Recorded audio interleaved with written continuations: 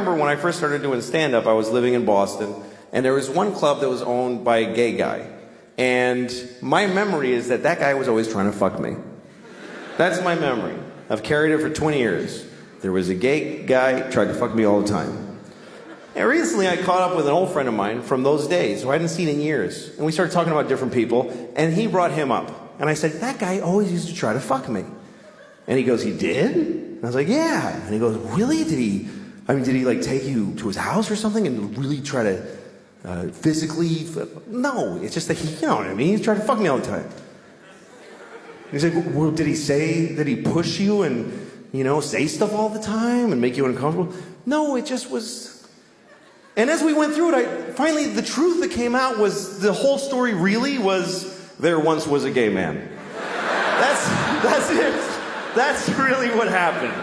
He was gay, I was 19, and now he tried to fuck me all the time. Like, I went through life with that. Some people worry about getting old because they think it means that they're dying, which it does.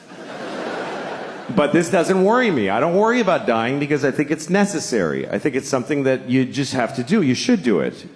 When it's your turn, you should do it. If somebody, you know, your doctor says you're dying, just say, okay, and die. Don't, you know, maybe a miracle. Fuck you, get in the ground. Just take your turn. I really think that way now. I didn't used to. But I do because you know, when I started thinking that way was when my mom died. My mom died a couple years ago of anorexia. She was 300 pounds. She was bad at it. I know, it's fucked up, right? What a piece of shit. Anyway, she would have liked that joke. She would have. My mom was fucking, she was gross. And I remember when she was dying, I was alone with her, and the nurse said, this is imminent. I was like, what does that mean? She goes, she's gonna die in a minute. I'm like, just say in a minute.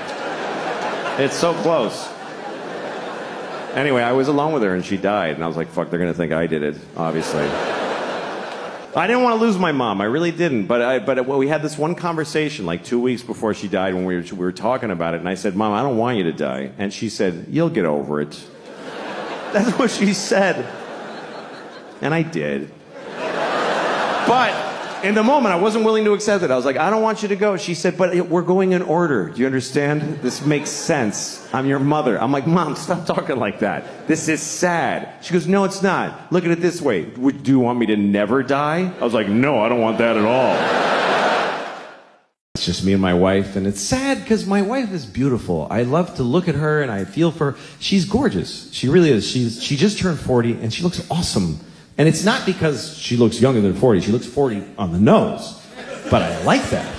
I didn't know I would, but I find it really sexy. I like that. I like women. It's a huge turn on. She's got gray streaks in her hair, and I find that sexy. I really do. She's got strong arms from picking up the kids. She's strong and sexy on a whole other level, you know? She's changing. She smells different. She used to have blue eyes. They're black now. She's like intense, kind of crazy looking, you know? And all these lines in her face from all the shit I did to her, you know? She's got character.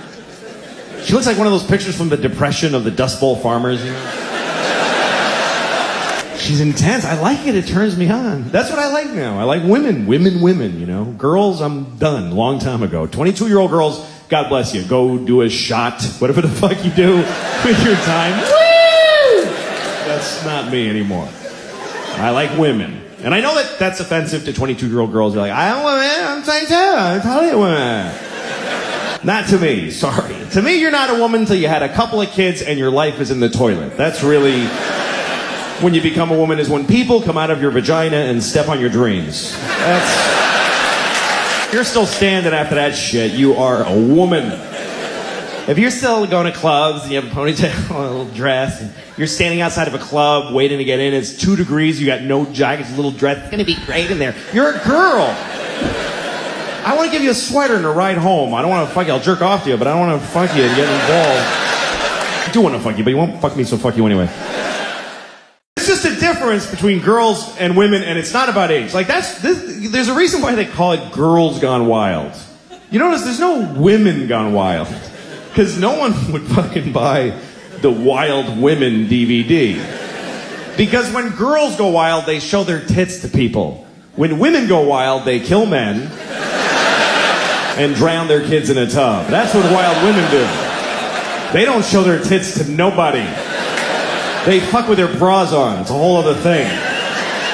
Try taking your 4-year-old wife's picture when she comes out of the shower. Fuck you! Get the fuck out of here! It's not funny. You thought it would be cute? Like, no, she's like, fuck off! Because she doesn't have tits anymore. She has breasts that need to be checked and maintained. I get bills for my wife's breasts. That's some grown-up woman shit right there. Girls have the titties with the little perky nipples, and that's awesome. But you're not a woman till you got long, chewed-up nipples. And you're not a man till you suck one of those fucking things either, by the way. Here's the thing, I have body dysmorphia. I think I look good. I like this. I'm fine with it. I decided to stop exercising. That's what I decided this year. I'm not doing it anymore. I made it to 55. If I stop exercising now, it just means I might make 75 instead of 78. It's not that big a fucking deal. I'm just not gonna do it. You know who inspired me? Was Trump. It's the one thing he said that I liked. I don't know if you ever heard this, but Trump believes, he just believes, nobody told him this, but he believes that you should move as little as possible. Because you have a finite amount of movements and then you stop. He believes that. He just went, yeah, that sounds right. And he just thought it up. And he's proving it to be true. I mean, it's fucking working. I don't like the new exercise either. I don't like the Peloton. You know, it's a bike you ride and there's a video that encourages you. And they have that mirror that you stand there and it teaches you exercises. Then they have that gun you put in your mouth and you fucking... There's lots of kinds of confidence. There's personal confidence. I don't have much of that. Personal confidence is like a man wearing white pants. That takes, you know, tremendous confidence and optimism, really. To leave the house in white pants like it's going to be a great day. There's going to be no puddles or pizza, nothing. I could never wear white pants. Because I'll get my period, first of all. I know that. Or diarrhea, more likely. That's really my period. Diarrhea. About once a month, I'm like, oh, fuck, here we go. Better just get home. And don't make any big decisions today. It's true, don't make, if you have diarrhea, don't negotiate. It's a bad bargaining position. If I have diarrhea, you stand between me and the toilet, I'll sell you my house for 10 cents. I wish I was a drunk. Like that, I love romantically the idea of being a real drunk in my bathrobe all day. Everybody who loves me is always crying, he's destroying himself, I can't watch anymore. Shut up then. Yeah. Showing up at my kid's school play halfway through, you show who you are, baby! I wish I could be that guy.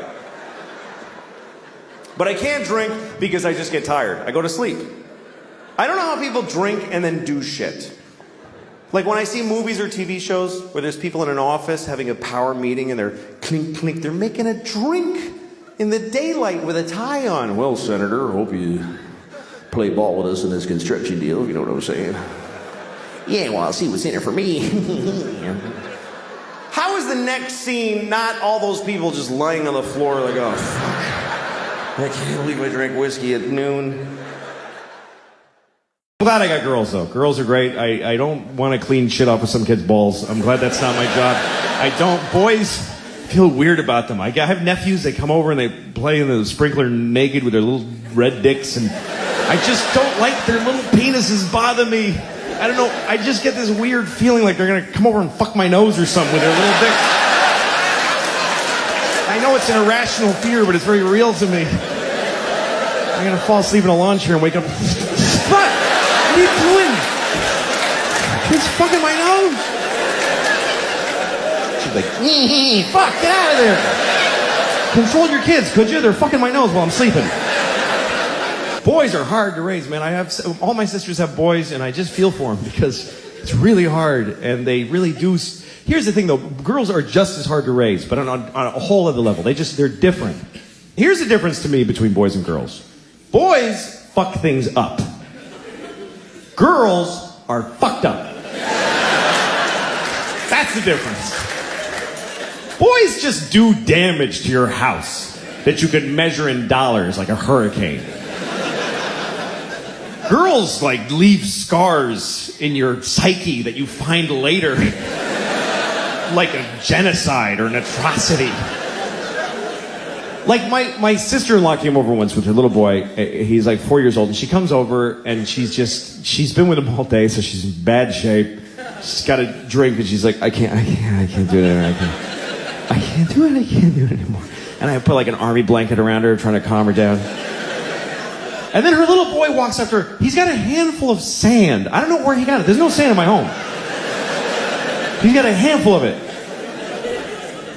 Walks up to his mom and just throws it right in her drink. It's all she had. And he just ruined it. Really confident, too. Not like this. He was like, yeah, that's where that shit goes, right there. And I was blown away by this because I have girls, they would never dream of doing that. It wouldn't even enter their heads that a person could do that. But they're fucked up. Like my 5-year-old, the other day, one of her toys broke. And she demanded that I break her sister's toy to make it fair. And I did. That's how much shit she gave me. I broke the little toy, and I felt awful. I was like crying. And I look at her, she's got this creepy smile on her face. That's the difference between boys and girls.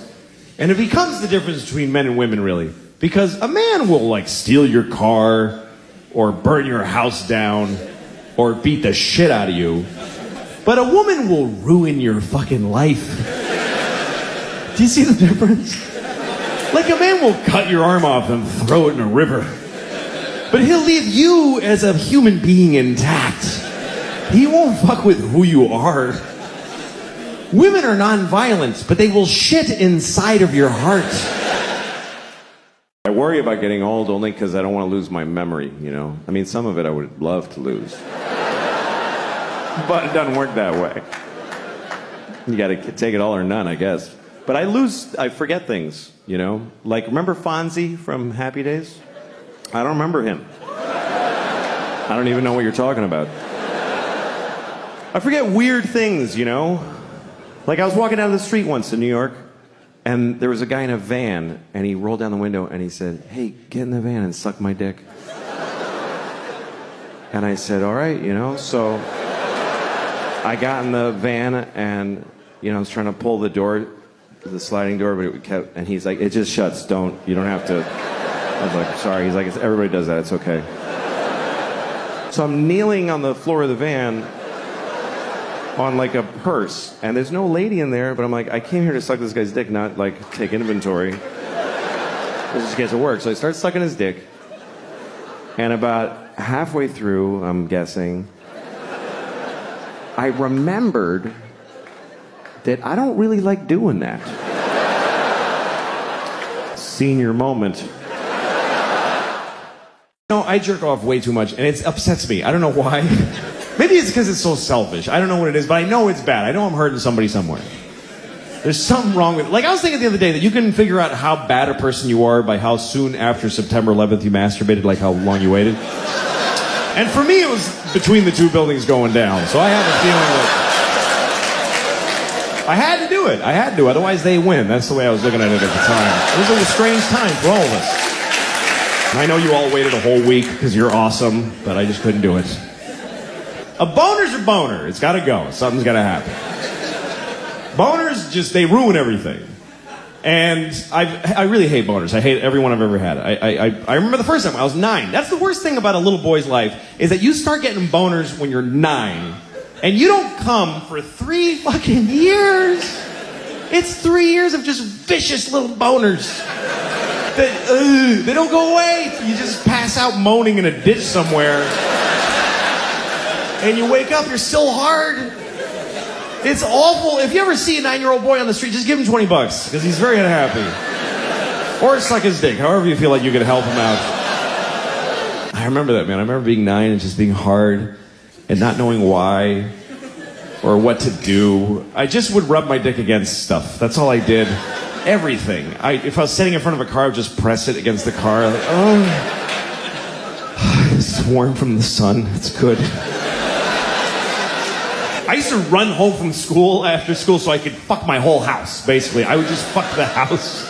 I'd fuck the walls and the floor. If you have a 9-year-old at home, he's fucking your house right now. Because that's what we do. I just fuck it. We had a corduroy couch. That couch was my bitch. I fucked it all day.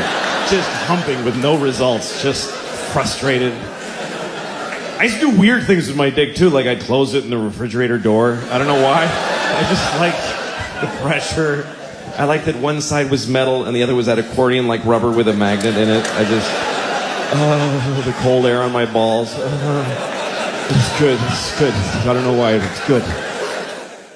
About my memories, because I have kids now, and my kids are at an age where I remember being their age. I remember being a 6-year-old. I remember being a 9-year-old. And that's a big threshold that my kids have crossed, is that I remember being their age.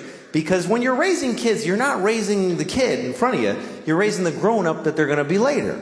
And I was a kid once. When they were babies, I didn't really relate to them because they're babies. A baby is not going to remember shit that is happening to it. If you have a baby, keep it alive and enjoy yourself. But really, the baby it's not going to matter.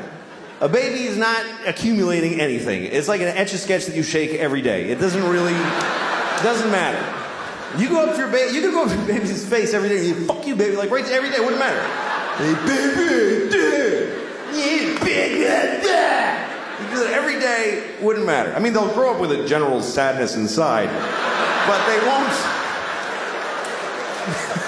actually remember. Why? My 9-year-old, she's just figuring out about lying. And that's a tough thing. It's hard to roll that one back because lying is pretty amazingly useful in life. It's like, how do you tell a kid not to use a thing that just solves every possible problem? Like magic. How do you... Because that's why kids lie, because they're in trouble. They lie because they're in more trouble than they can take. You know, because kids, when a 9-year-old lies, it's not for some weird Machiavellian, Do you know what my teacher said about you? It's interesting. They don't just make shit up.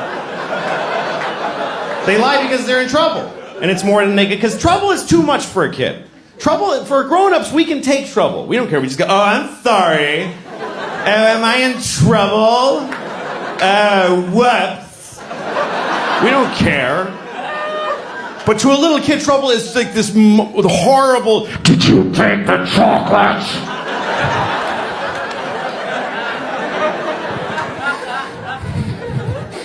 And she did, and she doesn't know how to handle it.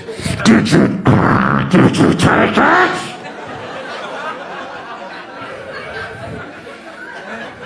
No.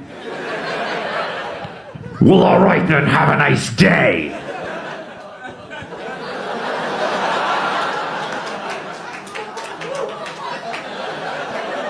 How do you then tell her, yeah, don't ever apply that perfect solution again to terrifying things?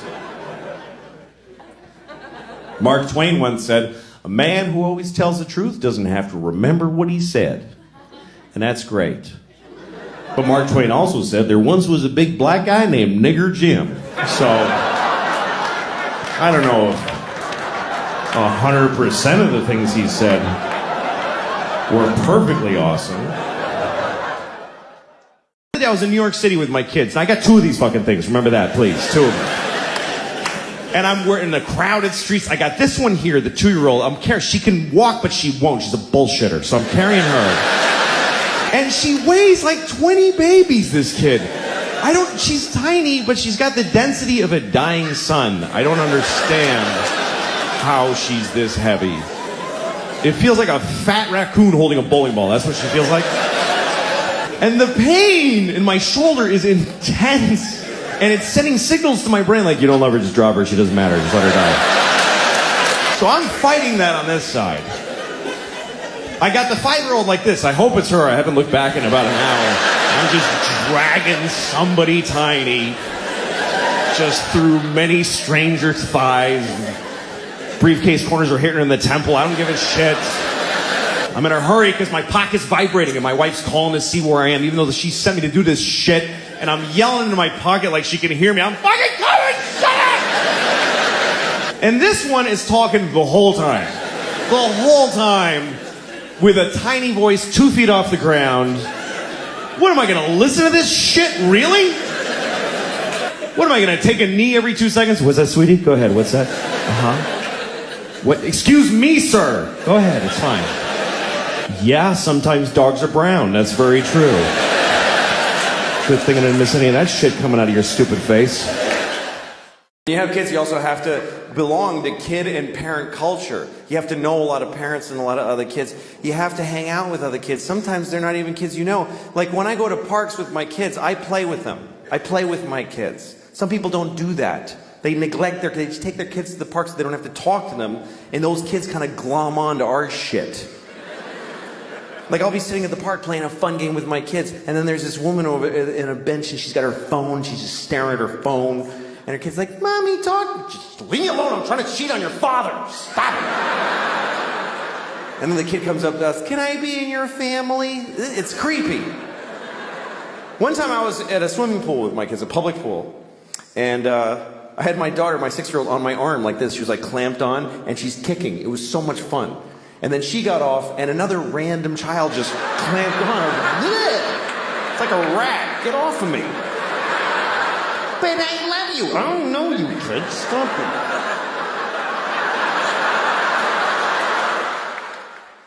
it. Some kids in my kids' class, I like some of those kids. Some of those kids are cool. They come over to my house, they play with I like them. Other kids I don't like. Especially little boys. Little boys in my kids' class, I hate them. I hate little boys. I'm like the opposite of a pedophile. I just hate... There's one kid in my daughter's class who I hate so much. And it's really fucked up because I'm 44 and I hate a 6-year-old. I mean, I hate him with a grown-up, preoccupying hate. I've thought about him 3 times since I came out here. That's how much I really hate this kid. I'm going to tell you about him. And I have to make up a name because he's a real child who lives in this city, so I have to make up a name in order to tell the story about him. His name is just Xanthopus. Let's just call him Xanthopus. Fine. He's in my daughter's class. They're in 1st grade. And when we take our kids to class, there's a little procedure. You bring your kid to school, and they have their backpack and their jacket, and they go to their cubby, and they take it all off, and they put it in the cubby. Then they take their the homework folder and their lunchbox and put them in the bins. Those are their little responsibilities. You help them do it, so they'll blah, blah, blah, blah. But Xanthopus, when he comes in, he doesn't do none of that shit. He just walks in and just sheds it all. He just... And his mom, his weak piece of shit mom, picks it all up. I hate his mother. Because you hate a weak parent when you're a parent. Because it's like you're raising Hitler, motherfucker. Do your job. Get in there. If our parent group in our class were a platoon of soldiers, she'd be the one that we'd put soap bars and socks and... We'd frag that bitch in her sleep. She would wash right the fuck out. She wouldn't make it. You know, I hate CVS. But sometimes you gotta go in there. That should be their slogan. CVS. CVS, sometimes you gotta come in here.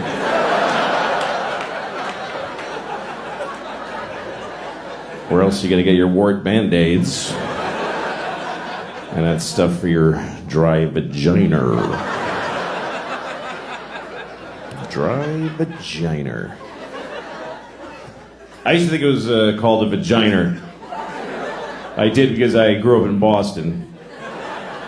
And that's, I don't know if you are familiar with, people call it the Boston accent. It's not an accent. It's a whole city of people saying most words wrong.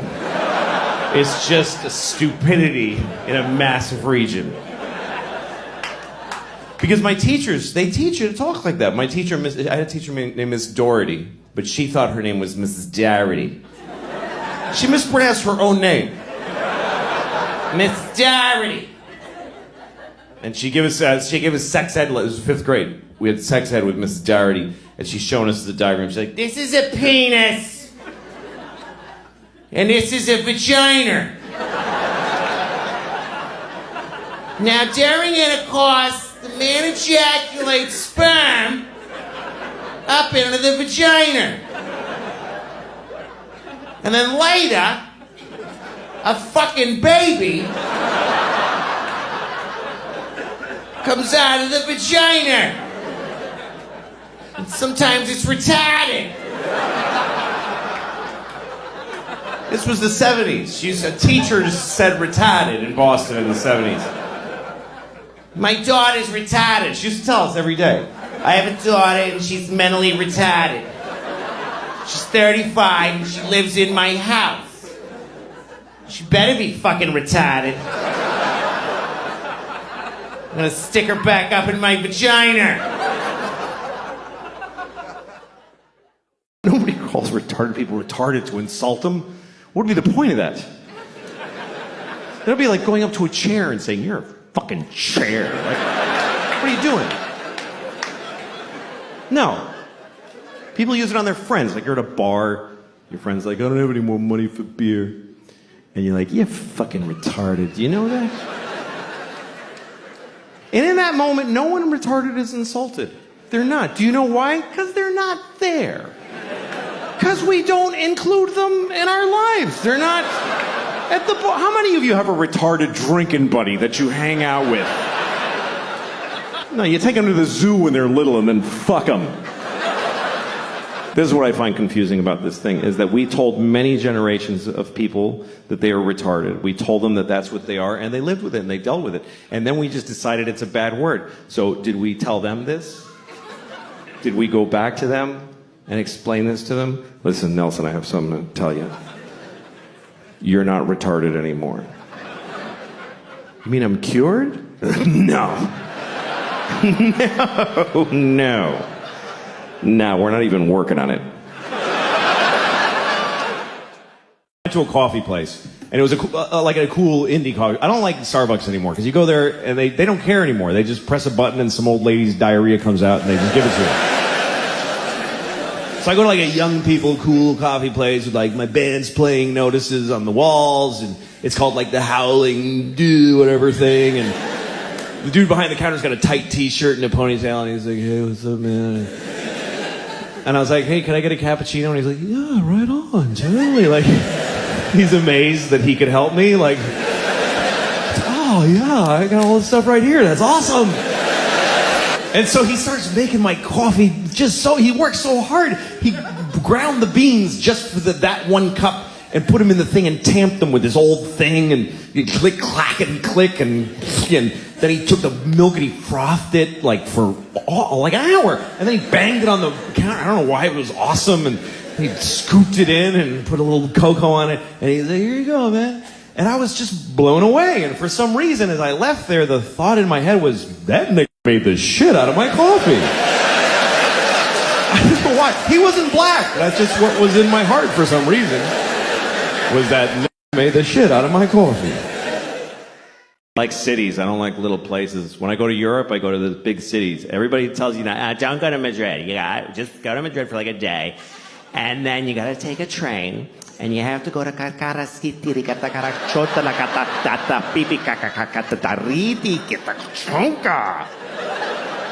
It's a beautiful little old village, and you're gonna love it." Fuck you, you don't know me. I'm not gonna love a village in Europe with a bell that goes pang, like whenever, and a dog walking alone. I don't like cute little places. I don't like little towns in America either, with little shops Oh, look at that little shop. Let's go in that little shop. Now let's get a divorce. Isn't that a better idea? You go in there. I'll just walk away. Just tell the kids I was a pilot and I got shot down. I don't like little shops. I'm uncomfortable in a little shop. You go in and it's like, clill-a-ling-ling. Clill-a-ling. Now it's just you and her. You're surrounded by her dream. And you can't just go, ugh, and leave. Like, she saw you. You have to go all the way in now and look at all the little crafts that she made.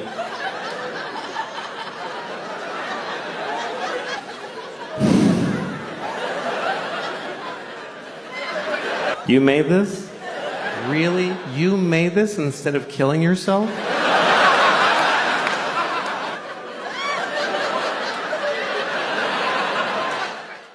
First of all, I want to talk about the word retarded, okay?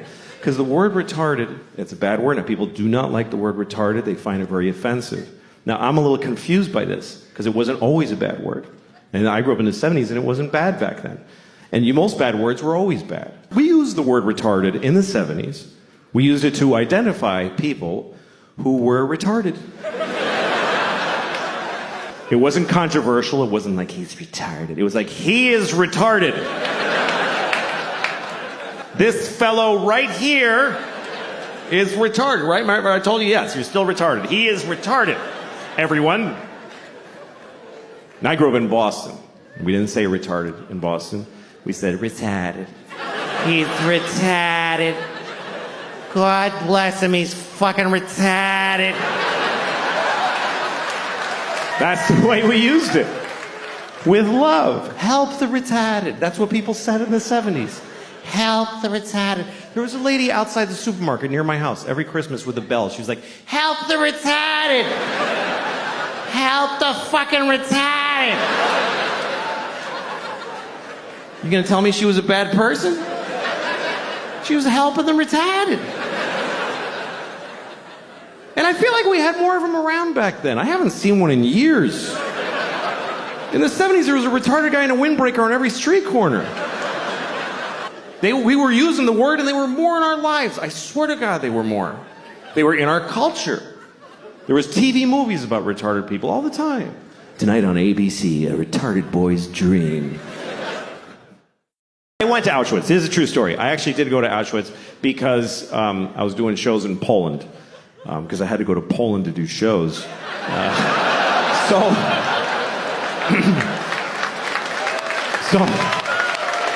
I was in Krakow.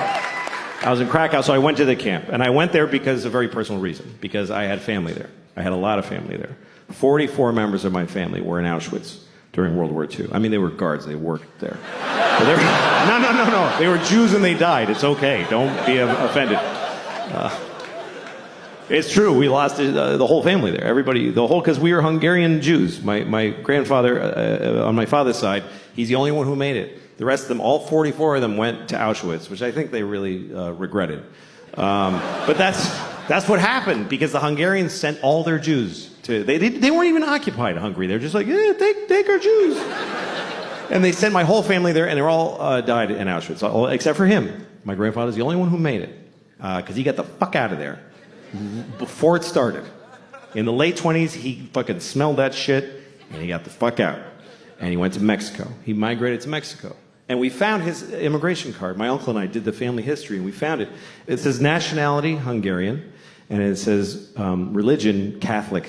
And there's a picture of him like... He's like, fuck it. They don't know what a Jew looks like in Mexico. That's where I'm going.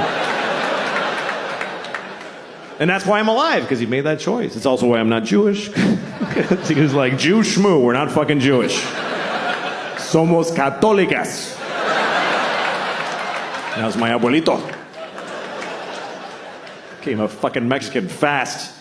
I was in New York one time. I was on the subway platform, and I saw two rats, and they were fucking. And I never saw them before. I'm like, oh shit, there's two rats fucking right there. And so I watched them. Because you can watch rats fuck. It's not a big deal. You don't have to go like...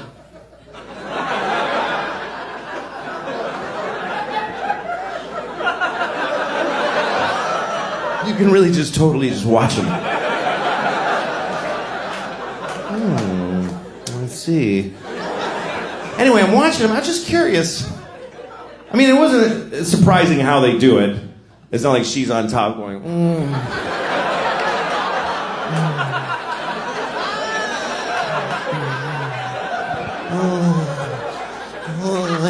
Thank you. I love it. I love it. Oh, I think this is a Japanese rat I'm doing. I don't know. oh, it's so good to fuck you. Oh, come on, Ricky, do me. All right. Anyway, it wasn't anything like that. It was a pretty standard rat fuck. Just, he's on top, kind of smushing her into the pavement. She's like... And I'm watching him. Just, I mean, I didn't like miss my train, just while I was there. Because I was curious. That didn't turn me on, I was just curious. Because I want to know, what is it going to be like when he comes? That's what I wanted to know. What is it like when a rat comes? Is it like, is it just a biological thing? Just a dispassionate kind of just, me, and then he just goes home? Or is it like, oh, fucking yeah, is it like, is it, you know, is it ecstasy? Is it an orgasm? I saw fart porn one time. So fart porn. I never thought I'd be turned on by farts. I'm not interested in farts. Farts are okay. I'm farting right now. I've been farting this whole time. And I didn't want to watch it because it was a fart porn. It was because of the title. The title is what got me. The title was Nice Girl Farts in Your Face. Who's not going to watch that? Nice girl farts in your face. So I click on it. And there's this girl standing there. I'm like, she is nice. She's totally nice. Just a nice girl standing there. Pink sweater with little blue buttons on it. And she's looking in the camera and she says, hi. I'm so glad to see you. I was like, wow, she made me feel good, you know? And then she turns around like she's reached, she goes, I gotta show you something I bought. And she's reaching up and all of a sudden, and I was like, oh my God. I mean, it was in the title. I knew it was gonna happen, but I was like, oh my God. She just farted right in my face. She seemed so nice. But the best part is when her reaction, because I thought she would be like, that's right, I farted in your face. But she wasn't. She was like, oh my God. Oh my God, I'm so sorry. I can't believe that happened. I've never been that hard in my entire life. I was so excited. Because I realized it's not really about the fart. It's about the shame.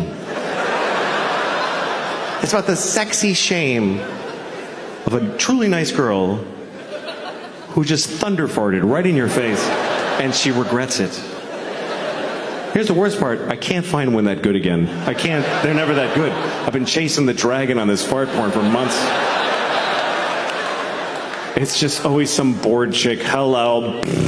Like, come on. Tighten it up, would you? A little bit? I don't know how I ever got laid, really, because I was awful at it. I still am. I never understood, like, there's guys that just have this confidence and they can, like, go out with a girl, know when to lean in and kiss her and shit. I couldn't, I would just go, could I ever fuck you? Like, I just blurted out. I remember one night I was with a girl, I was like 20 years old, I was already doing stand-up, and I did a show in Washington, D.C., and after the show, one of the waitresses came back to my hotel, she was really cute, and we're making out in my hotel, and she's into it, she's like humping me. So I start putting my hand up her shirt, and she stops me. I'm like, okay. So then we're making out more, and I start putting my hand on her ass, and she stops me. So after a while, she went home. Nothing happened. And then the next night, I saw her at the club, and she goes, hey, what happened last night? I was like, what? And she goes, how come we didn't have sex? I was like, because you didn't want to. She's like, yes, I did. I was really into it. I was like, why did you keep stopping me? And she goes, because I wanted you to just go for it. I was like, what does that mean? She says, I'm kind of weird. I get turned on when a guy just gets frustrated and just holds me down and fucks me. Like, that's a big turn on for me. And I was like, well, you should have told me. I would have happily done that for you. And she says, no, it has to feel real and dangerous. I'm like, what, are you out of your fucking mind? You think I'm just gonna rape you on the off chance that hopefully you're into that shit? I'm getting kind of a rapey vibe from this girl. I don't know. I suspect she might enjoy being raped. Maybe that's her thing. I don't want to ask first and ruin it, so just take a shot and rape her. What the hell? What's the worst that could happen after all? There's a homeless guy who lives, he doesn't live anywhere, but, I mean, he's, by definition, he's at large. But he's often seen, he's always on the corner by my house. Same guy, every day. And I walk past him every day on the way to the store. I go to the same store every day. I go to Claire's. I don't know if you know Claire's. It's a jewelry store for children. I go there every day. I buy a handful of scrunchies and I run home. Everything else I buy online. Anyway, when I walk by this homeless guy in the morning, he always goes, hey, man, can you help me out? And I go, sure, I give him $5. Then I go to the store. 5 minutes later, I walk by, and he says, hey, man, he doesn't remember. Which is fine, but I don't want to give him another $5, you know? Because I only have a few million. I don't know why. I don't know why. I clearly should. I don't know what makes me go, You had your $5, young man. What am I going to spoil him? Dogs are so dumb, it's fucking tragic. It's sad how dumb they are. They're in our lives and they know nothing about what's happening. You ever been having like a dramatic moment in your family, like you're in the living room telling the kids that grandma died and everybody's crying and the dog's sitting there like...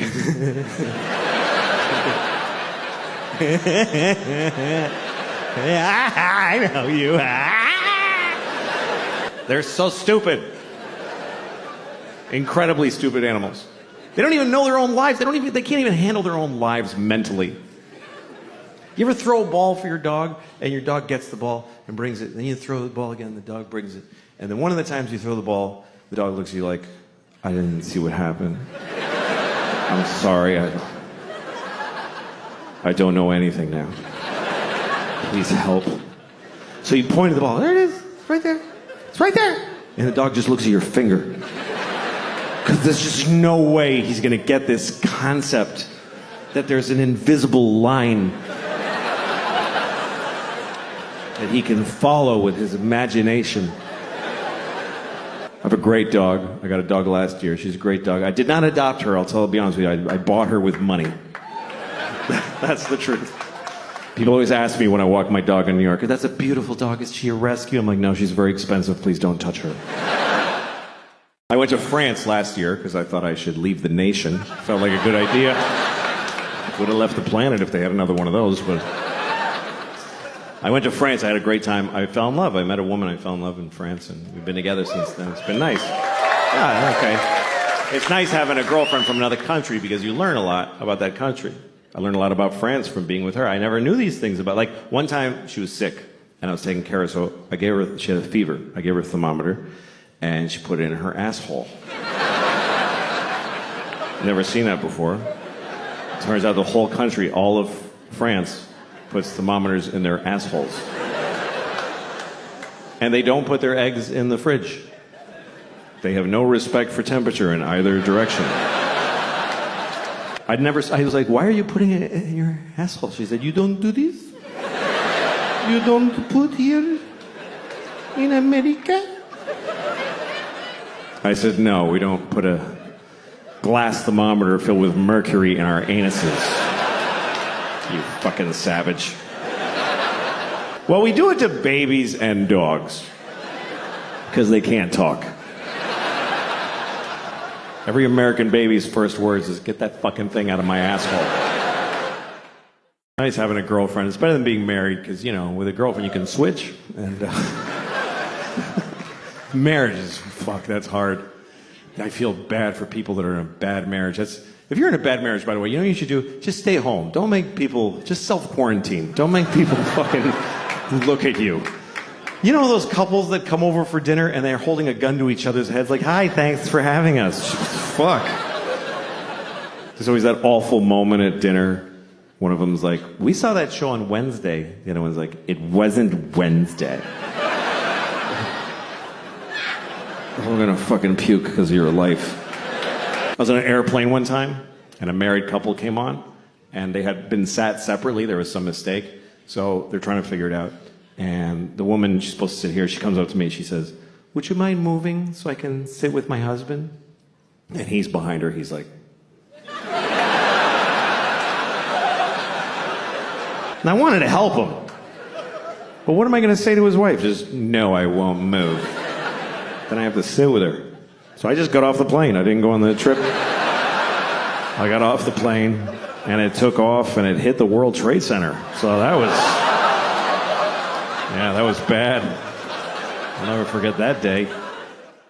I used to date a woman who was a vegan, so I had to fuck her with my dick substitute. And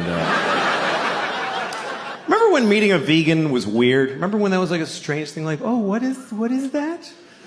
Like, you probably met your first vegan in the 90s. You had like a dinner party, and somebody brought a vegan. And they said, just so you know, I'm a vegan. And you're like, I'm sorry, you're a vegetarian? And they're like, no. Like, all right, what is the thing? And they tell you all the, okay, yeah, I have no food for you. You can eat a napkin and shit paper, I don't care. But then you met another vegan, and you're like, oh, okay. And then now they're everywhere. Now, who cares? There's several vegans in restaurants and whatever. It's kind of like gay people, sort of a similar trajectory of growth and acceptance in the culture, you know? The gay people and vegans have a lot in common. Like, they both have to tell their families at Thanksgiving. That's when they have to tell them. And dad gets angry. Your mother worked all night cooking that turkey, and you're telling me you're a fucking... You know, it's drama. My wife and I, we've been married for about 9 years now, so we're almost done. And after 9 years and 2 kids, you start looking at each other like, no, I'm not gonna just keep doing this. Who would do that? We went to therapy for a while, and the therapist was like, one day he goes, you should go on a date. And I'm like, fuck you, I'm not going. I did go on a date with my wife, and I don't think I'm going to call her again. It wasn't really fun. Some things do get easier as you've been married for a while. You start to understand each other better, and you start looking at yourself more. You spend a lot of your marriage looking at the other person and trying to change them or figure them out. Then you start realizing what you're bringing to the table, and you blame them less for shit, you know? Like, my wife will never fuck me again. I know that now. But I just feel differently about it. I used to get mad. I used to be like, she hasn't fucked me in months. How could she do that to me? Now I look at myself, and I'm like, how did she fuck me for years? She fucked me for years. She couldn't possibly have enjoyed most of those fucks. Which means she took about 500 for the team. You gotta respect that shit. I think it's hard for women to have sex if they don't feel like it. It's not a skill they have generally. Men have it, that's just different. We have different sexual skills. Men can fuck whatever, we don't care. We'll fuck you if we don't like you. Everybody knows that. But we'll fuck you even if we don't feel like fucking you. Even if we're not hard. Like, I'll fuck you. Give me a second. I'll find a way. We don't care. We'll fuck things. We'll fuck a rusty keyhole nailed to a donkey's ass. We don't give a shit. We are jizz on demand. We just have we don't care. Women have another skill, which is that they can decide whether or not to have sex with their minds. Which is amazing to me. A woman can decide not to fuck in the middle of fucking. That is so weird to me that they can just stop because of some other shit that distracted them. If I'm fucking you, you could show me a picture of you cutting my mom's head off. And I'll be like, whoa.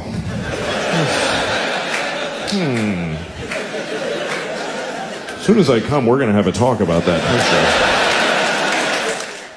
I actually like the masks because everybody looked nice. Everybody did. Because it's just their eyes. Eyes are nice. You never hear somebody say, that guy's got gross eyes. It's really, we should hide these. We should keep the masks, because this is disgusting. How do we just, with no shame, look inside my face? Spit at a tongue and teeth? It's fucking gross. Cover your mouth. Don't. I'd rather look at your asshole than your mouth. I really would. I'd rather stare into your asshole than glance at your mouth. Assholes aren't that bad, not to look at.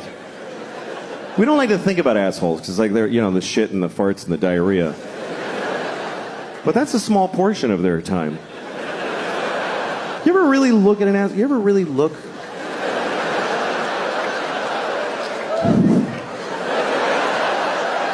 Once you see it, like, in nature, it's a little, that's all.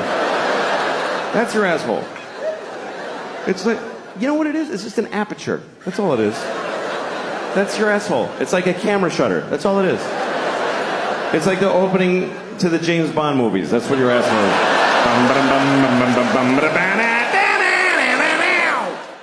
We had a lot of protests in New York, and now we have protesters that just live here. They're not at a protest, they're just here. I saw a protester in Washington Square Park. She had green hair and dirty legs.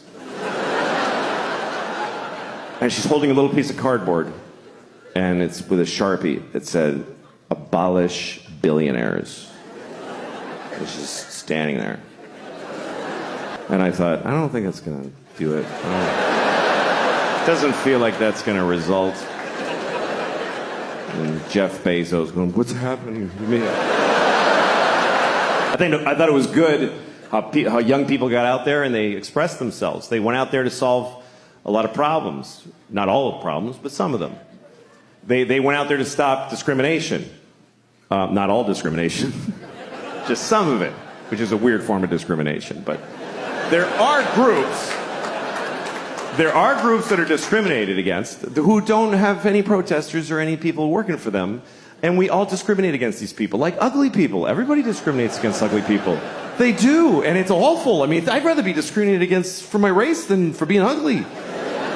Because you might not lose a job or a promotion, but nobody kisses you on the lips like your whole fucking life. Like, try that. This is what we say to ugly people. We don't like your face. We just don't like it.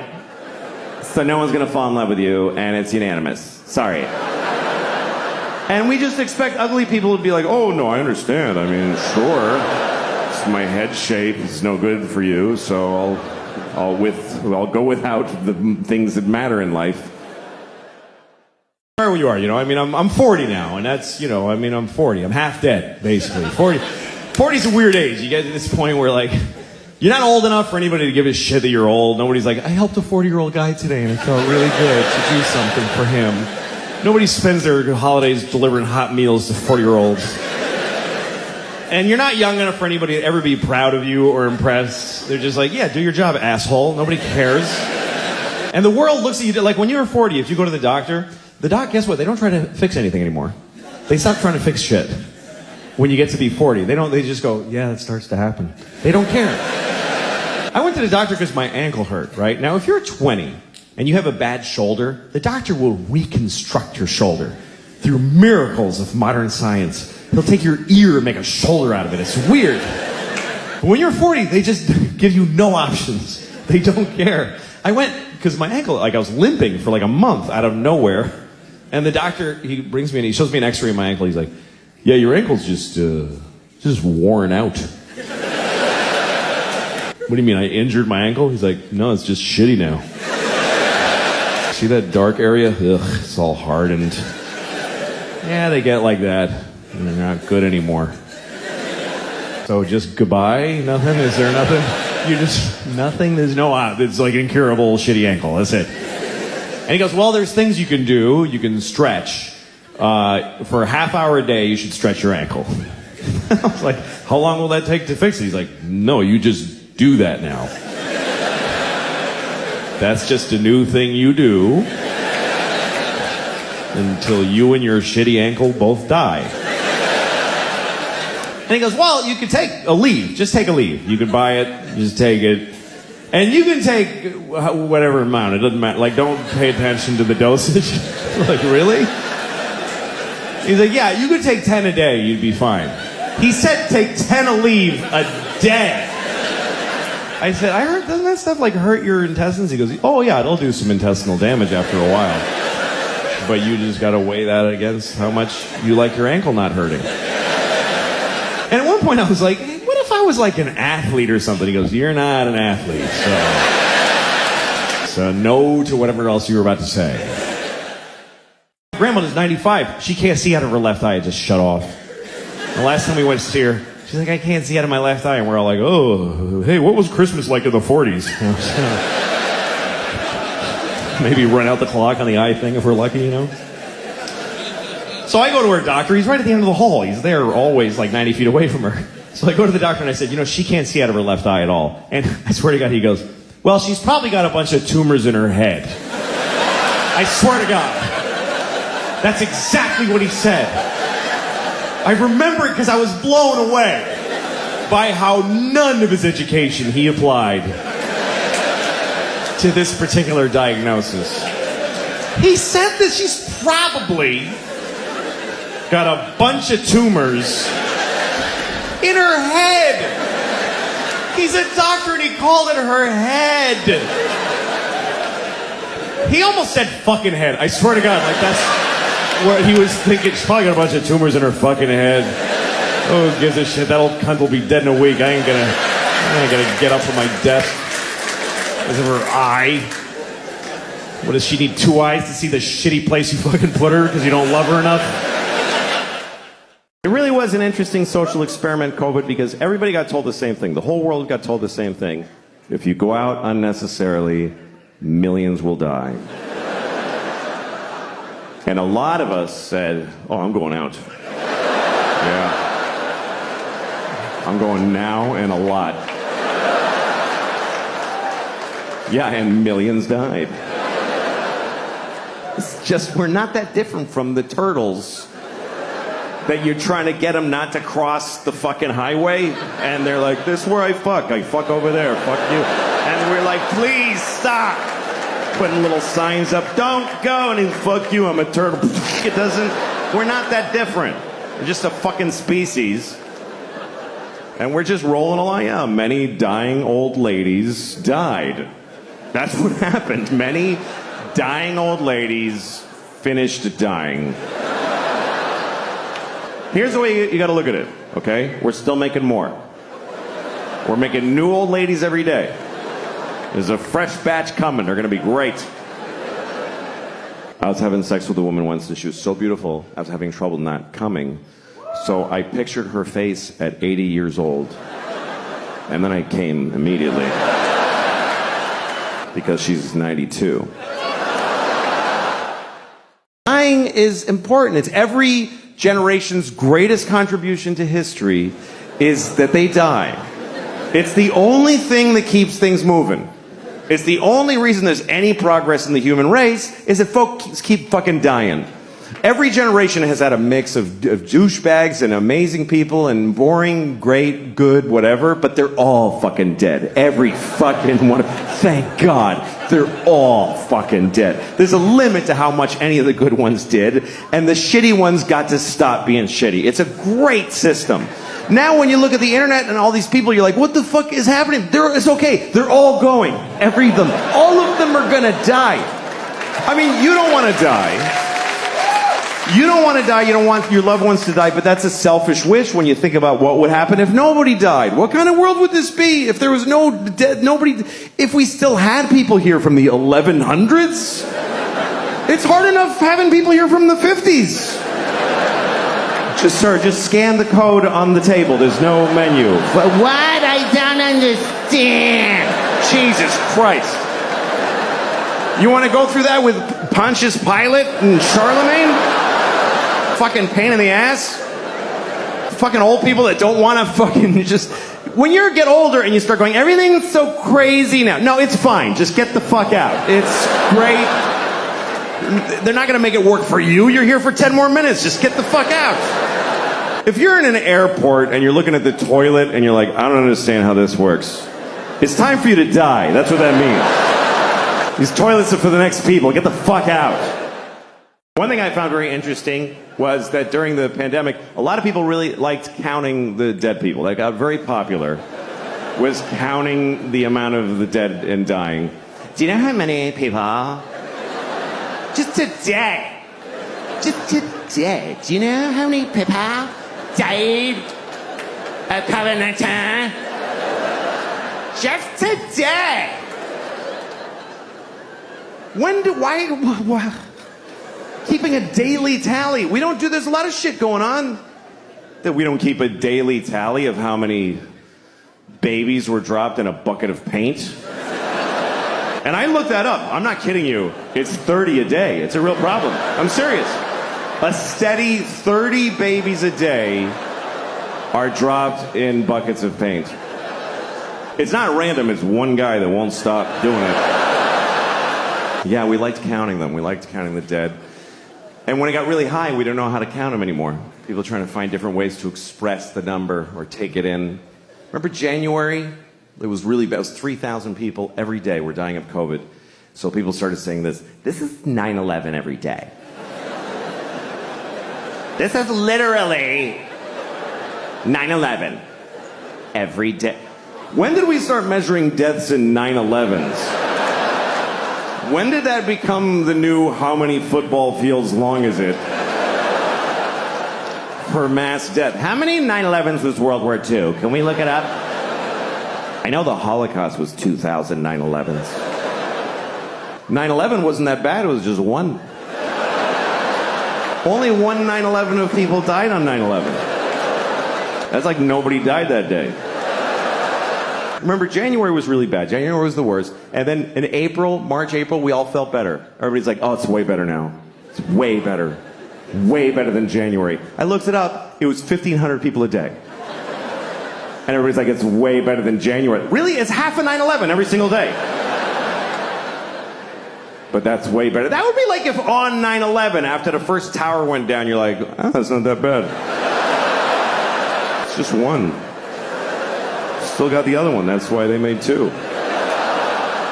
It's okay. It's all right to make fun of 9/11. It was a hoax. I have a solution for the pandemic, by the way, for COVID. I have it. This is it. We test everybody, first of all. Every time we find somebody who has COVID, you kill them. That's it. That's the solution. You won't need another one after that one. That's the final one. It's been pretty amazing to be alive during this thing, during COVID, because you're not going to see this again. And wow, did we learn some shit. That's really the things that teach you in life are things you never would have chosen to do for yourself. I mean, think about your life as far as it's been where you had the choices. Where you're like, I'm going to do this. I'm going to pursue this. It all goes to shit. Every bit of it. And even when it goes right, you're like, why don't I like it? It's what I wanted, but why don't I like it? Because it's your choice, and your choices are based on fear and fucking just thin, stupid, shitty hopes. But when life just kicks you in the balls and you're like, oh, fuck, everything's different now, and it shows you shit you wouldn't have looked at otherwise. That's the great joy in it. And what I thought was really interesting about COVID, and still is that it's the first thing I've seen where everyone on Earth had the same problem. Every human being on Earth had the same problem. We never had that before. That's why we don't give a shit about each other. Because you read like, oh, there's floods in Houston. You're like, it's fucking water. What is it? What's your problem? Floods. What is that? Just walk like this. What, you can't handle some water? My basement floods. What the fuck? Who gives a shit? Like, he's on a canoe in the street. That looks like fun. Why is that an issue? There's fires in California. Blow it out. You fucking blow out a fire? Get the water from Houston and dump it on California. Fucking deal with it. Murder is a weird law structure also. That's not a sentence, didn't make any sense. But murder should be simple because it's a binary crime. You kill somebody or you don't. They're alive or they're dead. It's one or the other. But the laws around murder are a little murky. One person can kill somebody, get 100 years. Somebody else gets 20. Why? What's the difference? Here's what they base your sentence on with murder. They base it on how you felt when you murdered them. That's weirdly important. They say, okay, you shot him in the face. But what was up with you, man? Like, what was going on? Like, come on. I think if you murder somebody, your sentence should be based on how old the person was that you murdered. That should matter. How much of their life did you take away? Like if you see a 3-year-old girl in the park and you just kick her to death. It's a hypothetical. Fucking grow up. It's a hypothetical. I'm not asking you to go do that. I'm just asking you to just really imagine kicking a 3-year-old till she's dead. She do a lot of time, unless she's got like diabetes. You got to work it all in. But what if he kills somebody who's like 98? He's 98 and he's like in a hospice. He's not even good 98. He's in a hospice. You know what hospice is? It's like a hospital, but they don't try to help you. And say there's a guy, he's like 98 in a hospice. He's got cancer and AIDS and COVID. And he's like, and they just unplugged him. And right then you walk in.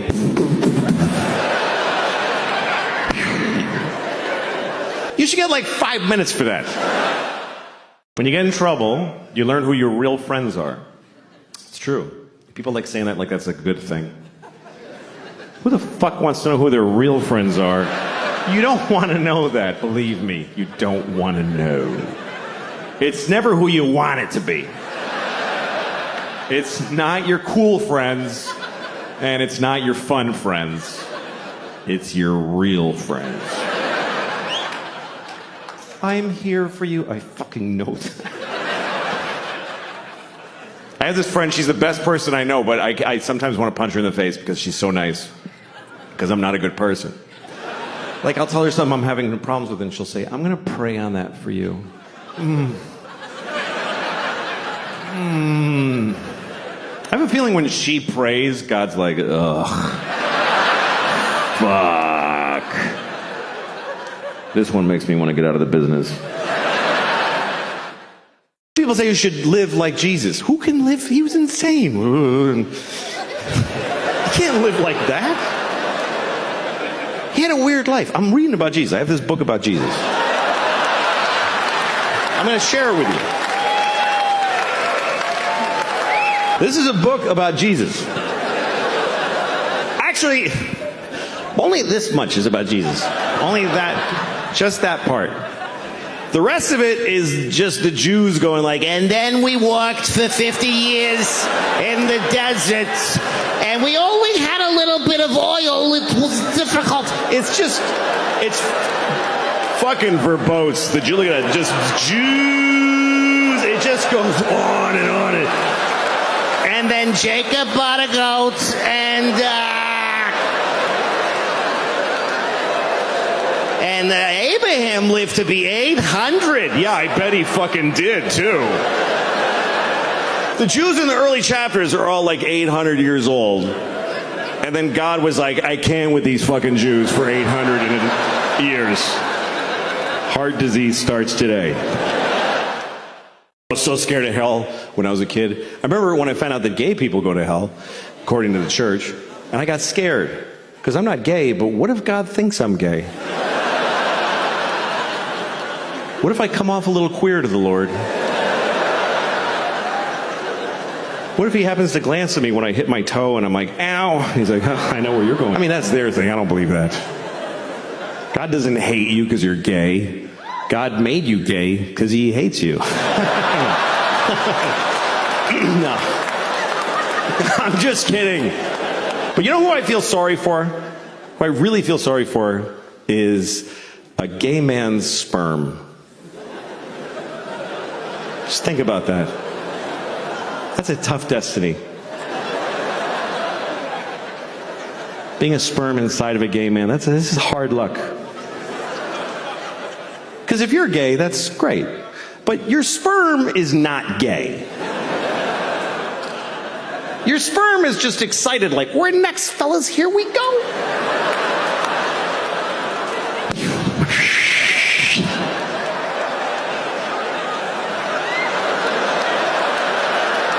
That shit right there? Every religion has a strange story or a rule that doesn't make sense to me, you know? Like every time there's a terrorist act, they always tell you on the news about how they believe they're all going to heaven, and every guy who does a jihad thing, and he gets 72 virgins. That's right. That's the story always. 72 virgins. Which, first of all, who are those women? Who are the 72 virgins? Does God have to kill 72 nice girls? And, all right, ladies. The good news is you're going to heaven. The weird news. Or does God just make them fresh like farm-raised salmon? He just whips up 72 women. All right, nobody fuck these. I'm saving them for that guy.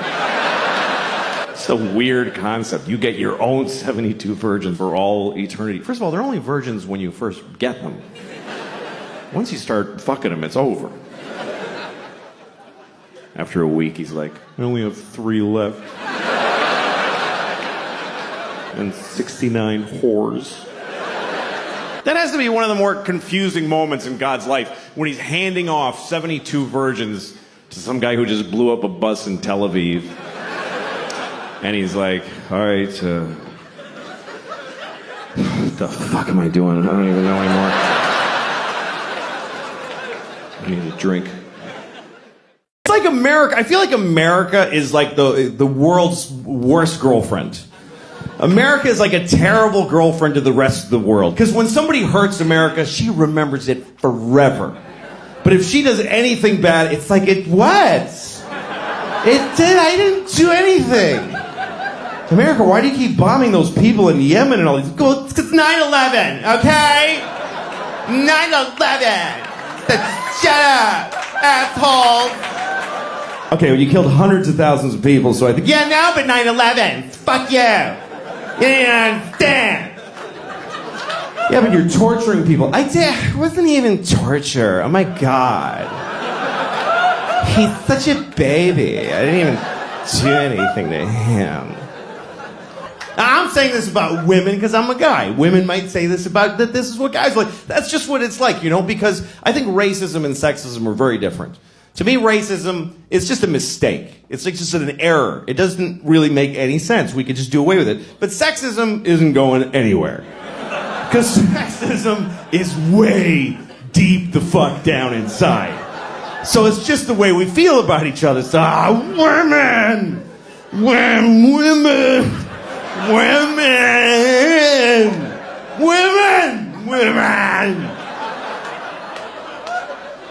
And you're like, man. You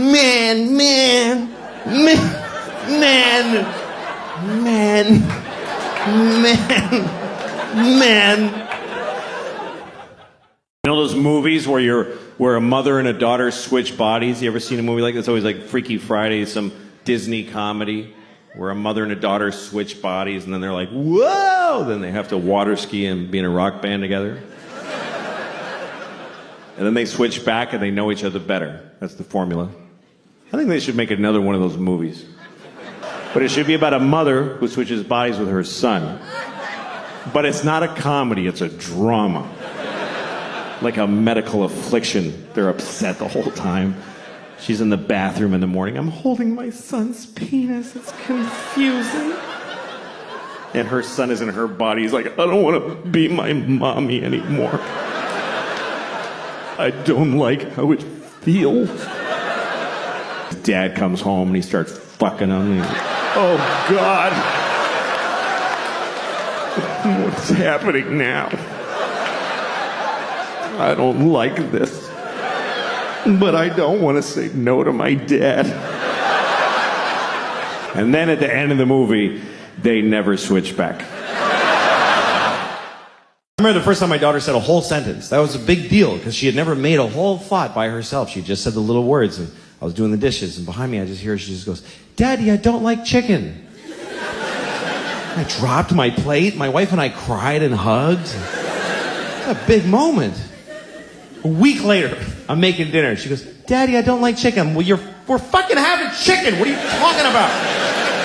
I don't like chicken. I don't like you, okay? I don't like you. I don't like people that make me work and don't appreciate what I make for them.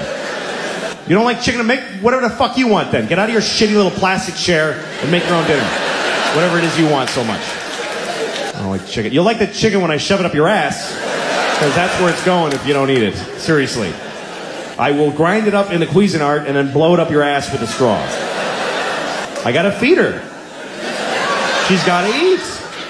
When your kid won't eat, you just go crazy because you have a physical need to feed them. It's an instinct. And when they're sitting there just looking at their food, you're like, just fucking eat it! You'll die, you idiot. Eat the food. I don't like it. It doesn't matter. Put it in your face. They have your footprint at the hospital. They know that I have you. I'm not allowed to let you die, you piece of shit. Eat it.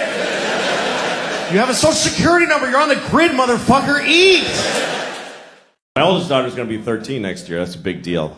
That's a big deal. That's why all the parents ahead of you always go like, yeah, wait till she, that's when you get. I'm not afraid of her teenagehood. It's going to be challenging and difficult, and she'll meet the challenges. You know, I'm always proud of my kid. She's a good kid. Now, some parents are really afraid of their daughters. A lot of dads get scared. Like, I don't know what to do. I have this friend, his daughter's 15. He's like, she's going to start having sex. I don't know what to do. She's going to have sex. What do I do? I'm like, well, you don't do anything. You don't have a role in that at all. You're the father. No role. Not supportive or advisory, nothing. But what if she has a bad sexual experience? Oh, she's gonna have a number of those. Oh, yes, she is. Her whole life is gonna be just walking through a blizzard of bad dicks, just... Ow! Dicks... Just... Jesus. That was a big one. Holy fuck, I'm just trying to get to work.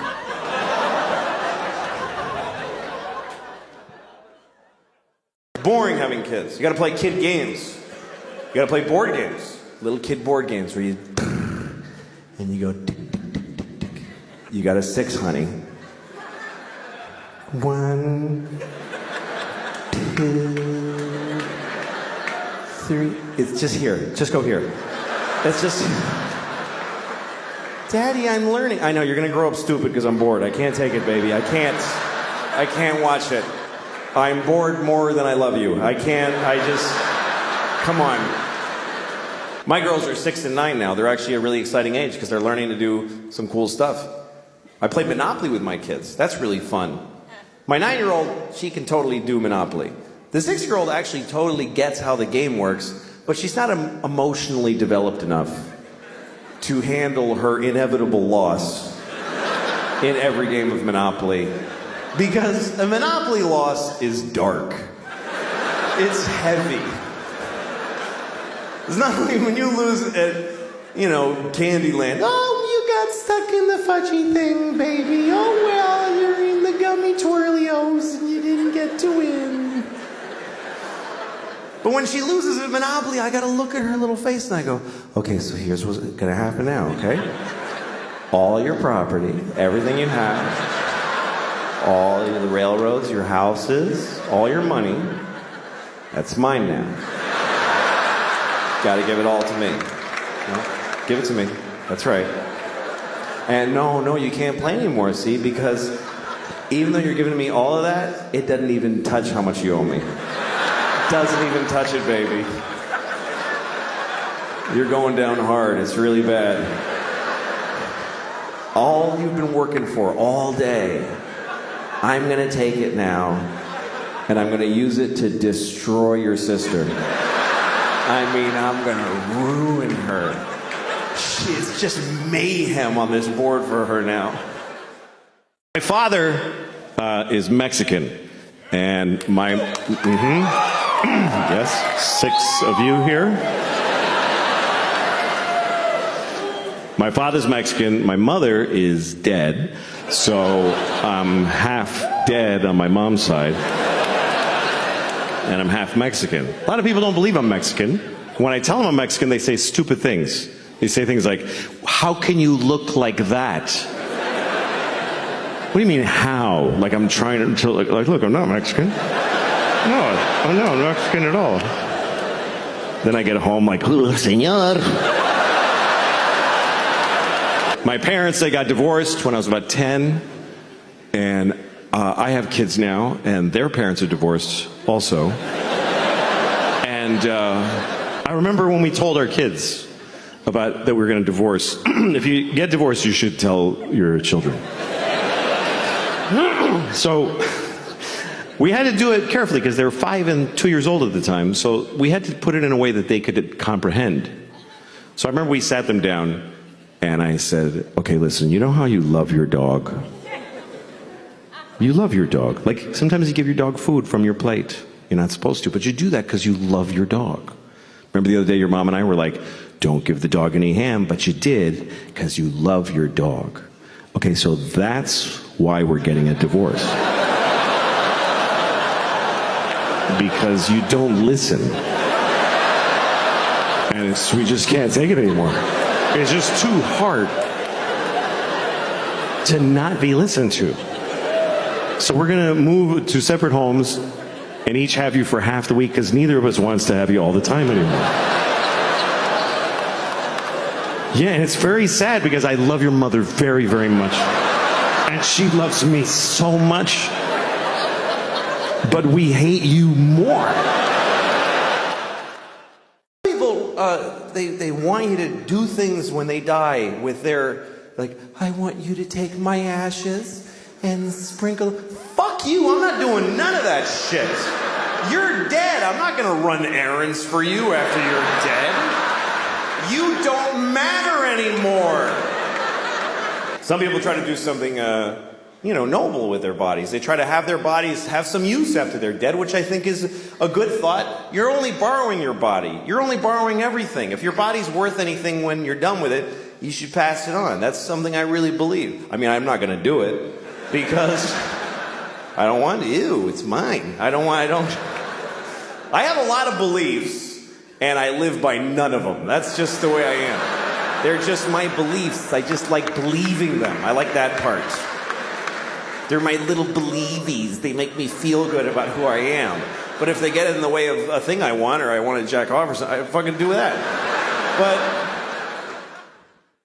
I run 5 miles every other day to maintain this shit body that I have. Because the food, man, I eat like high octane crap. Like the other day I got a Cinnabon. Do you know what a Cinnabon is? Let me explain Cinnabons to those of you with self-respect who just walk right by shit like that and have no idea what dudes like me are eating. Because the line at Cinnabon is not a varied group of people. It's not all kinds of folks trying out a Cinnabon. It's not like there's a skinny Chinese girl and then a little dude. It's just... And no one's happy on the Cinnabon line. No one's like, I love these, I can't wait. No one's excited to get one. It's all dudes like me or fat or Sam like, oh fuck, I'm getting a Cinnabon. Oh, I gotta cancel all that shit I was gonna do too, because this is gonna be...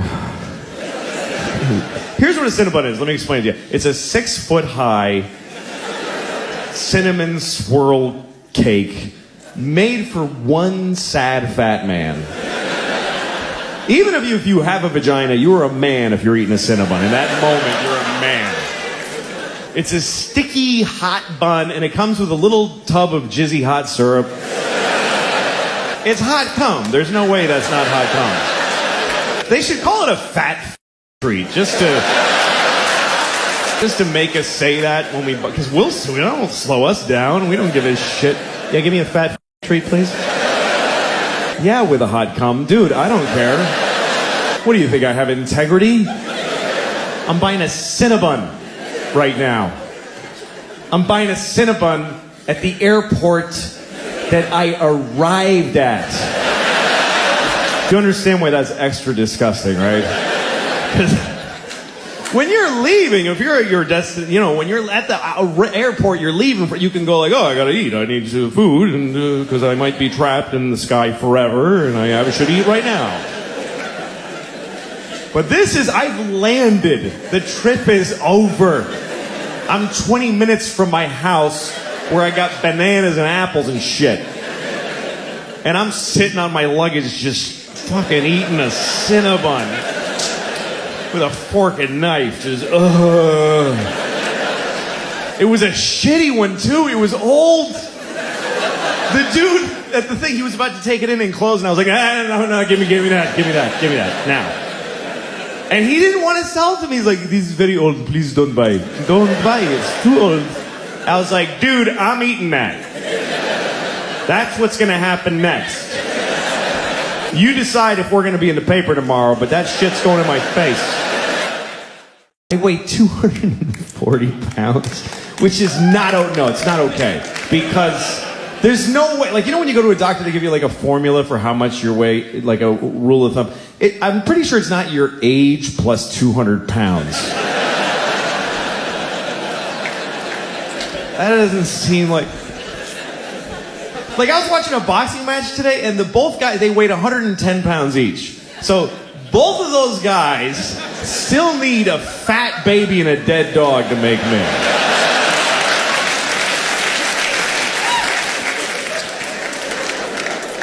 And it's really bad, because I'm 40, and my doctor's like, yeah, you gotta be less people. You can't be so much.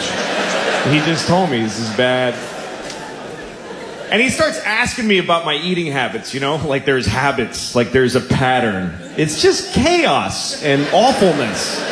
It's just desperate constant. He's like, how many meals and how many bowel movements a day? I'm like, I have no idea. I have no idea. It's just a blur. I'm just shitting and eating all day. I pack my body to capacity and then blow it out my asshole. That's it. Every shit is an emergency. Does that give you some idea of my eating habits?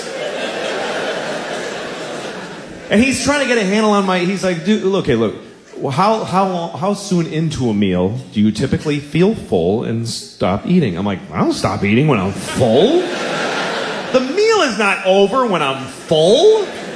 The meal is over when I hate myself. That's when I stop. I guess normal people eat till they're like, oh, that's all the nutrition I require right there. I just reached it.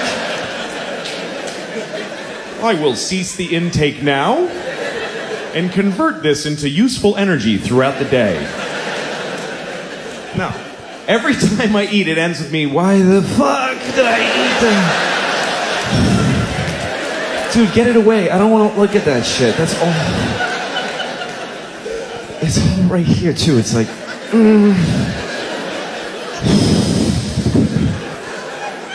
I got syrup in my veins, like for blood. I got syrup. It's going to be bad later. I think I'm getting worse as a person. Because as you get older, you start finding out, like, let me give you an example before I rented a car a couple of weeks ago in Los Angeles, had the car for a few days, and then when I went home, I had to drop the car at the rental place. You know, you gotta go to the rental place that's off the airport, give them the car, give them your thing with the mileage, you gotta get on a bus, and then go to your terminal and check in. I was late, and I was worried about missing my flight, so I knew I had no time to do any of that. So I never did this before, I just drove my car right to the terminal, and just left it there. And I got on the plane. And once I was on the plane and I had a little moment, I called Hertz and I said, hey, listen, your car is sitting out in front of Terminal 4 and the keys are in it. So that's where it is. And the guy was like, you can't do that. You have to return it to this location and then and I go, well, I didn't do that already. And now I'm leaving California. So if you want your car, you need to go to that place where it is. And he was like, oh, Jesus, man. All right. We'll get it. And that was the end of it. And I realized I could do this every time.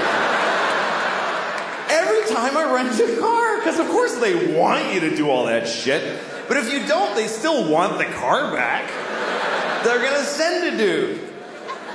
You could drive a car till you don't want it. Just get out of it while it's moving and just walk away. Well, I don't feel like being in that car any longer. I hated being a teenager.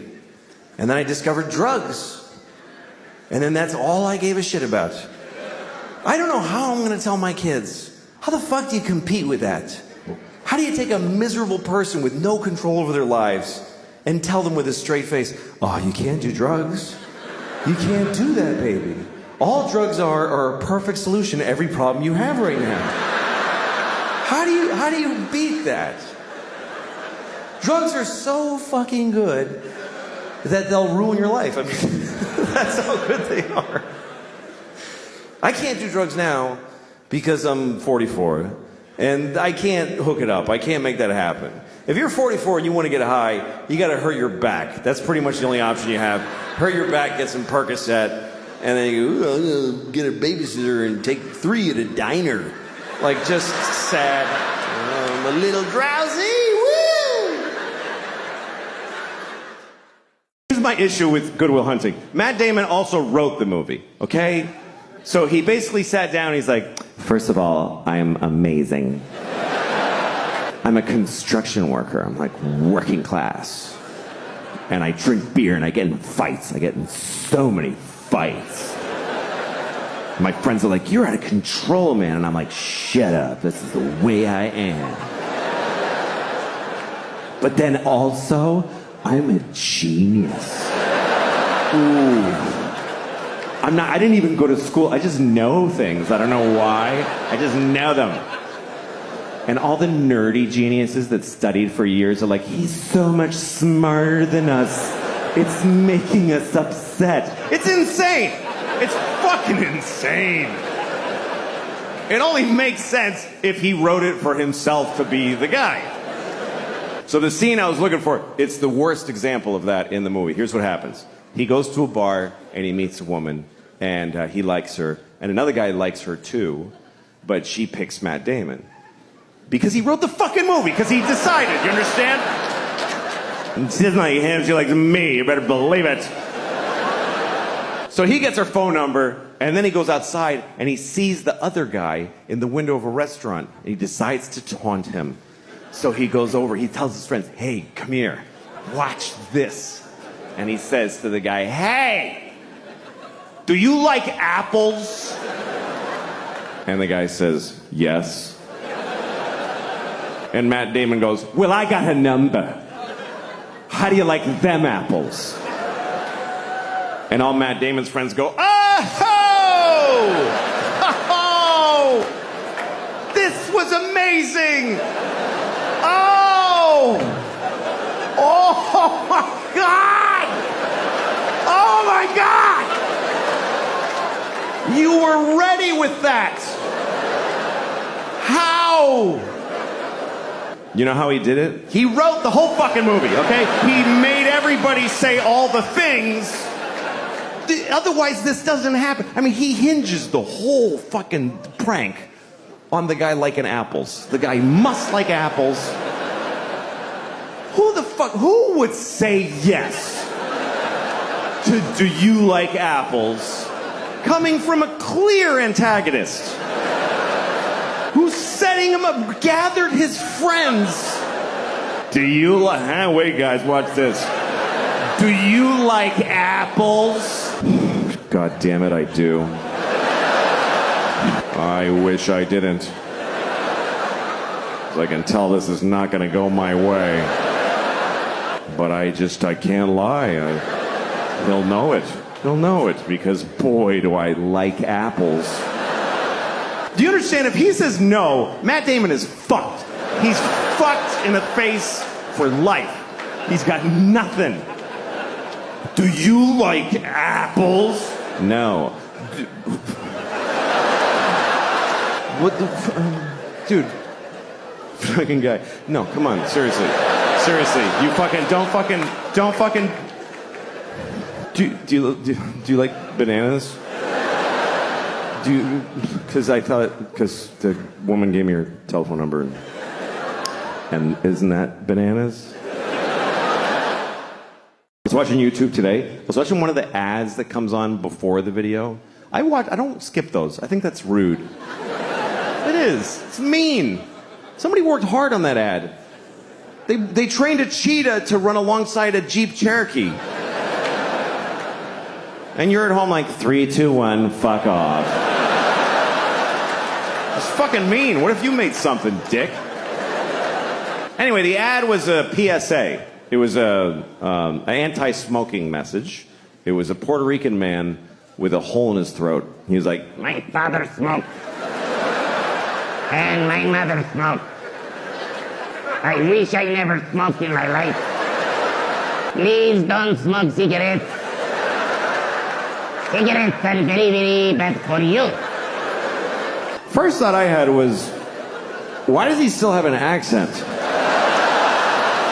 Feels like if you bypass the mouth, you shouldn't have an accent anymore.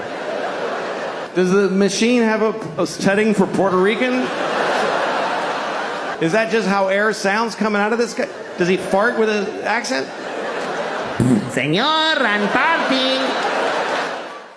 There's words that I love that I can't use because other people use them wrong to hurt other people. Like the word cunt is a beautiful word. To me, there's just beauty in that word. And I mean aesthetically. It's like chocolatey and round on the ends. I just like the way it sounds. And I don't use it as an insult. I'm alone in the laundry. I'm like, cunt, cunt. I just like saying it. I would never call a woman a cunt, except for my mom because she likes it for some weird reason. But it's a very misused word. It's supposed to mean vagina, which I don't think works at all. Because vaginas are so sweet. They're little pretty things with little flower petally lips. And I hear a piccolo in my head every time I see a vagina.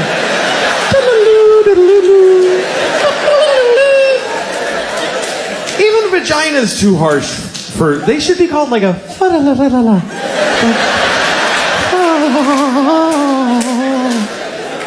There should be a butterfly fluttering around every vagina all the time. Just all the time. Little butterfly.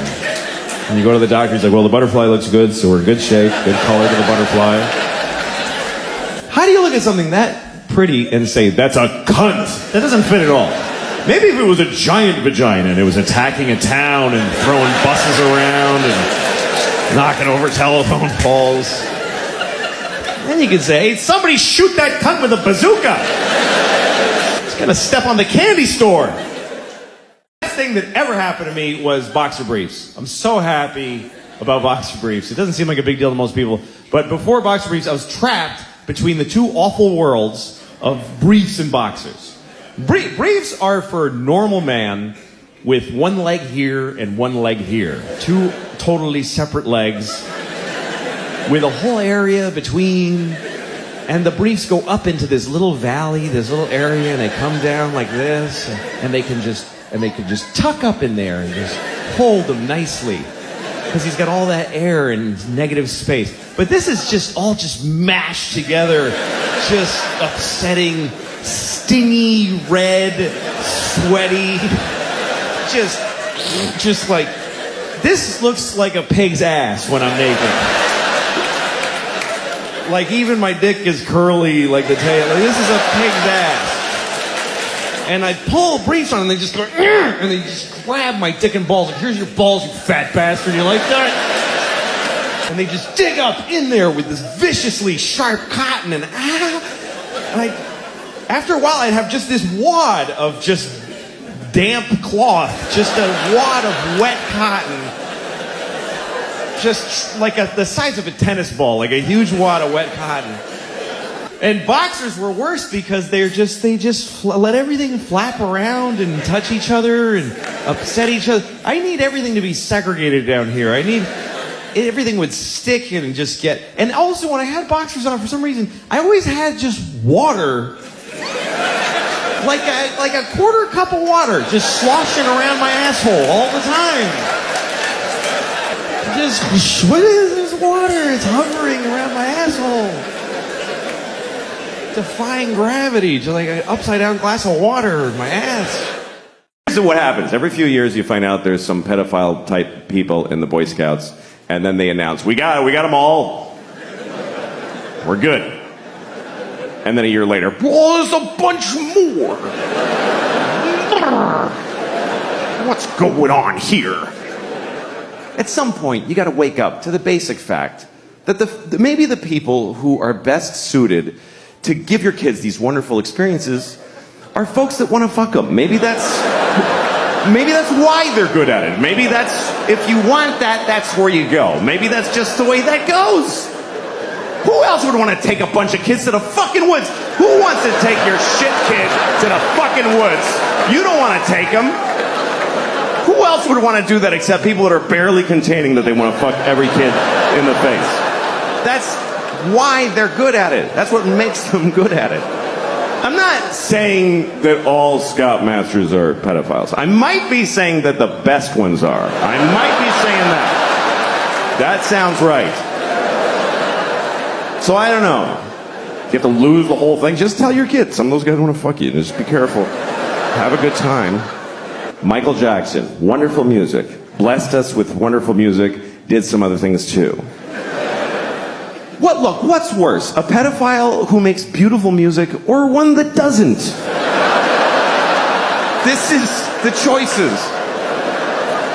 No pedophiles is not on the menu. You guys think there's a God? How many of you, by applause, believe there's a God? How many people? All right, it's about 30 out of 1,400. That's nice. That's nice. That shit's over. It's just fucking over. You go into a church, it's like going to a roller skating rink on a Wednesday. It's like, this used to be something. What happened? I don't know. I don't think there's a God. And that's not a conviction. I just don't suppose. I just reckon there ain't. I reckon there ain't no Lord. And because I don't believe there's a God, I fucking hope there's not a God. I fucking hope. Oh, please. If you don't believe in God, you better fucking hope. You better get on your knees and pray. Please, God, don't be. Because that's a bad thing to be wrong about. That's a bad wrong. You're an atheist your whole life and you die and you're like, oh, fuck. Oh, you're shitting with a beard and everything. Fuck. Oh. Yeah, I'm going. Yep. Being wrong the other way is not a big problem. If you believe in God and you're wrong, you don't really have a problem. It gives you a little comfort in your stupid life. And then at the end, you're just seriously disappointed. For like a second. It's the last feeling you get to have. You die, you're like, nothing? Seriously, nothing? Yeah, just get in the dumpster. Sorry. Sorry, you're just garbage now. I mean, if you don't believe in God, that's what you believe, that when you die, you're just garbage. You are your family's newest garbage. I'm curious about God. I'm curious about his life. I'm curious about God's existence. What's that like to be God? You know, we don't know anything about him. I think one reason people don't believe in him because we don't have a sense of God. Because it doesn't say anything anymore. He used to talk all the time. He used to go up to people on the street. Hey, tell everybody does that. Writing on the rocks. Look at that! Do it! And it was confused. Everybody's like, oh, okay, trying to figure it out. And then for 2,000 years, he just, nothing, says nothing. And everybody's fighting. He could clear a lot of shit up with a 5-minute press conference. If God spoke for 5 minutes, he'd solve a lot of problems. He'd just show up, all right, everybody, yeah, I'm the Lord, okay. Real quick. First of all, Mormons just, no. What is that? Just go home. Also, Jews with the little things, what the fuck, I don't know. Put a hat on or don't, nobody gives a shit. This is weird, I hate these. I hate them. I send everybody with one of those to hell every day. I do, it's just my thing, just so you know. Do what you want, but that's where you're going. Now you know. Also, I don't care who you fuck, I don't care. It never mattered. It was Adam and Eve and Steve, they were all fucking each other. I was jerking off to it, it was a great time. So it's not an issue for me. I don't know why it is for you. Have fun and use all the holes, that's what I say. Also, you're supposed to fuck the animals. That's why I made them. Why are you not fucking the animals? There's only like 30,000 of you fucking the animals. What are the rest of you? You're eating them? That's disgusting. How could you eat a perfectly fuckable pig?